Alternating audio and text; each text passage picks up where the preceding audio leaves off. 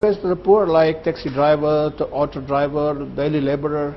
So all these advantages which right from down to bottom to up, people are reaping. I think banning is out of question. But these incidents that we have noticed in the southern states should teach us a lesson for the security, that security operators or security watchers should use this media for collecting any kind of intelligence which the media may provide in due course. Therefore, round-the-clock watch, security watch, has to be maintained by the intelligence agencies, the police, IB, RAW, and whatnot. So in that way, it can really serve and improve the security aspect of the nation. Therefore, simply trying to ban or trying to downplay the usefulness of this social media sites is not appropriate at this time. It should rather improve the efficiency of all concerned, and more so for the police. Now, I was in Bangalore on the 15th of this month, a few days back. Yes. And when I saw the inept handling of the situation by the police, I was so upset, being the former police commissioner myself. Every rumor was considered to be meaningless, useless, without any attempt to read the content of every rumor that they received. It was simply regarded as a baseless kind of rumor, and no police cases were registered. As such, there is no case. So that kind of brushing away of useful source of information, which if handled properly, all those exodus would not have taken place, according to me. I think that's very unfortunately, I think that's a very interesting point. Use this as intelligence, and that point I've made, that we knew that Pakistani blogger Faraz Ahmed had pointed out this inflammatory content, had pointed out the fact that it was untrue. Nitin Pai, come in on this. Use the social media, monitor it intelligently, actually as a source of information. That's perhaps a better way of looking at the crackdown. Go ahead, Nitin Pai. Yeah, absolutely. That's what I recommend for the time being. Yeah, you know, when people say social media should be regulated or not, people just don't understand how ridiculous that sounds. Because, I mean, before even we get into the technicality of it, we are India, we are a liberal democracy. Regardless of how hateful the speech is, regardless of how extreme the views are, in ordinary circumstances, we ought not to be censoring any website, any form of content. Secondly, even if we decide to, the people have not given up trying, but even if we decide to, the practicality of trying to, block social media and make it impossible to access is just impossible. It doesn't happen, right? So the question we need to reframe is, can India regulate social media without appearing and becoming an authoritarian state, or looking completely ridiculous and becoming a laughing stock of the world? Right? But back to this, these were extraordinary circumstances, and I think the IT Secretary pointed out fairly well. In extraordinary circumstances, we ought to do everything that is legitimate, which is constitutionally allowed, to prevent loss of life. That is the principle. However, what happened here was that the way the government went about going after and doing taking these extraordinary measures left a lot to be desired. First of all, this government did not have a very positive record in terms of being sophisticated and enlightened, or even clued in terms of how to manage media and social media. Yes, we had Kapil Sibal saying today, I told you so. The blocking of the PMO handles. PMO handles, the blocking of the PMO handles, along with other websites and other things which might have triggered communal riots or triggered violence. Now, one is an issue of thin-skinnedness. I mean, if let's say a Prime Minister, a PMO spoof, comes out and makes a communal comment or something which is ridiculous, nobody is going to take it seriously. Have we looked at our Prime Minister? Is he capable of making such a statement? Right? So the issue of impersonation just doesn't exist. And when you go after PMO handles and spoof accounts with the same amount of seriousness as some really malicious websites, people question your credibility. So I think there is an issue of how the government has actually gone about managing these extraordinary times, and that leaves us with a lot of questions. Can the government, I mean, reasonable people can ask this question, can the Indian government be relied upon to take these extraordinary measures properly when the time comes, because blocking, limiting SMSs to 5 SMSs for a long periods of time, blocking PMO handles, and blocking 300 sites, of which many of which I just happened to look at some site which said this is a leaked list of sites. Many of them are extreme in opinion, but they're not necessarily incitements to violence. In fact, there's a Times of India and the Telegraph of the UK. No, in fact, I was just going to ask, and so this is a larger question for the. To expect that this government is doing it seriously. In fact, the larger question, of course, is that we don't regulate politicians who make speeches at Maidans, whichever party they may belong to. It's interesting when we talk about inciting communal passion on the internet, but we don't talk about inciting communal passion in political speeches. Mr. Chandrasekhar, you've been listening patiently to the various views on this. Just to ask, given the government record, as Nitin Pai and Shekhar Kapoor have pointed out as well, how far can we trust that the government will limit this only to an emergency situation? We heard the IT Minister, Mr. Kapil Sibal, making that point that, look, this is what I recommended months ago, this is why I did it. But we know the context at that time was very much linked to political parodies or to targeting political figures. And in a sense, even the Prime Minister's Twitter handles is about his misrepresentation. There's only one instance of the 6 handles which is actually communal or a reference to a communal issue. Only one handle and you block 6 or want to block 6. Well, I think it's precisely the intensity of public monitoring and the intensity of the response which is the best guarantor that this power and this right, in fact this duty that the government has, is used very discriminatingly and used in circumstances which completely warrant such action.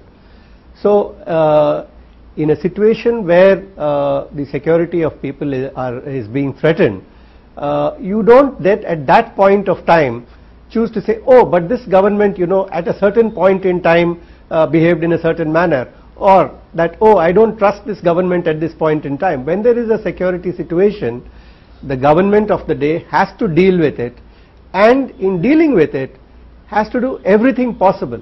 Now you cannot, maybe there are 300 sites, 300 web pages which have been blocked. This is the assessment of security agencies, that these sites are fanning hatred of a particular kind which is particularly sensitive at this vulnerable moment. Absolutely. Now maybe it's quite possible that 1 out of the 300 may not be very incendiary, or maybe slightly less so, or may not actually have caused any problem. But this is not the time to start auditing these 300 sites and say, well, is it 300 or is it 280? By the time you get down to this kind of analysis, there may be people dying or property lost. So we must remember that there is a difference in the way in which you deal with an extraordinary law and order, come security, come national integrity situation, which is live and on the ground, which calls for instantaneous reactions. Of course, sir. And a normal situation where you are trying to deal with normal crime. But the Prime Minister's office handles issues, sir, actually came up in July, 2 months earlier. It's just become public now. Why was that actually needed? Why block 6 handles? As he said, so far they've been accused of misrepresenting the Prime Minister's office, not of actually being communal, except for one Twitter handle which had a reference to Ahmadi Muslims. Well, in a country like India, people do often look for credible sources of information or credible voices, because there is so much of information and so much of whether it is hate speeches or some other kind of speeches going around. So when an impression is created of something being an authentic voice of the government at the highest level, then perhaps it's not something which is very desirable, that the government should leave it unattended and say, oh, it's for the citizens to figure out which is authentic and which is not, or it's for the citizens to go and verify the account.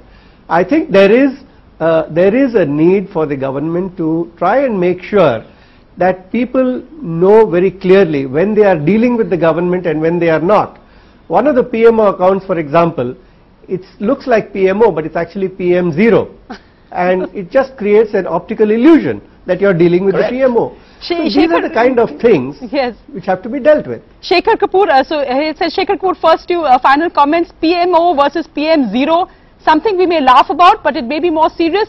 And the question I raised that we can talk about banning hate websites, but what about hate speech which we see circulated all around us? You made the point that television debates can cause more hate than the social media. Shekhar Kapoor and then Sohail. Go ahead, Shekhar. Of course it can, because television debates are far more aggressive, because I get called a weaver of dreams if I give a point of view. However, forget that. You know, when a politician gives a hate speech, all right, because the loudspeaker takes it to 20,000 people, we don't come and blame the loudspeaker company. We go to the politician and say, that was wrong.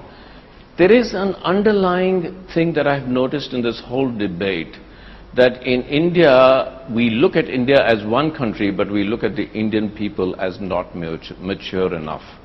It's disturbing to me, because if the Indian people are mature enough to put a government in power, the Indian people surely are mature enough to handle Twitter.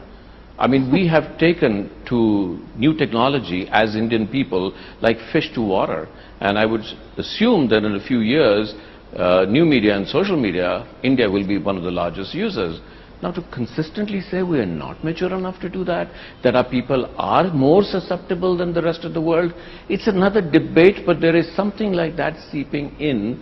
And my answer to that would be that the political and the politics of the Indian political system have been so divisive that anything like that comes in and causes a fire. That was my point. My point was, this time they used Twitter. I don't think anybody on this panel has said that we shouldn't target those sites. Yes. Everybody has said that this must not become a way of targeting free speech in a democratic form using social media, and that's what we have to be careful of. So here's final words from you tonight, because we're completely out of time. But I think that distinction, because hate speech, there's lots of hate out there, sadly. Too much hate, not enough love. But the point of communal hate, that's what we should target. Are we going to actually end up targeting much more? Will the government, the fear about government playing big brother be a valid one? Mr. Chandrasekhar's point on misrepresenting the official word of the government of India? Given how you know, tough and firm our media is today, I don't think we can have another emergency in this country, even if some people want it. So let's not keep, you know, putting this Damocles sword of, oh, our freedom is going to be suppressed, is being threatened. Our freedom is threatened by many other things.